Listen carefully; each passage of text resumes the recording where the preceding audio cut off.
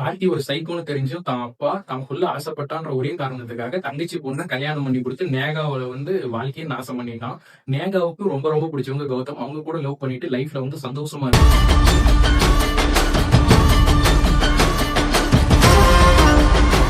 இருந்தாங்க. Welcome back to weekly wise official channel. Best மூவிஸை பார்க்க நம்ம சேனலை சப்ஸ்கிரைப் பண்ணிருக்கேன்.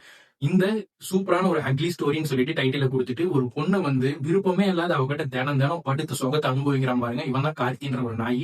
சுத்தமான ஒரு மென்டலி சேலஞ்சிங் பர்சன், ஒரு எம்ஆர்னே சொல்லலாம். இந்த நாய் வேலை செய்யற இடத்துலயும் அவங்க மேல இருக்கக்கூடிய சூப்பர்வைசர் கூட ஒரு நாள் என்ன சொல்றது 18+ இருந்து அந்த வீடியோ எடுத்து வச்சுன்னு மேட்டர் பண்ண வீடியோ வச்சுக்கின்னு எனக்கு வேலையை விட்டு தூக்கிடுவேன்னு சொல்லி மிரட்டுறான். அப்புறம் வேலைக்காரி கூடிய இருக்கான், நேகா கூடிய இருக்கான். கேட்டா யாரை பார்த்தாலும் நேகா நினைப்பாக்குதான். எப்படியே மூட் ஐட்டம் நேகா நினைப்போம். மூடாவில் சாதாரணமா இருப்பேடா டி சைக்கோ பார்த்தேன். இந்த நாய் பிலிமே ஒரே ஒரு கான்செப்டா மொத்தத்துல படுக்கணும், ஒருத்தியெல்லாம் காலி பண்ணும் அப்படின்னு சொல்லிட்டு இவன் இந்த நிலைமையில போயிட்டு இருக்கான்.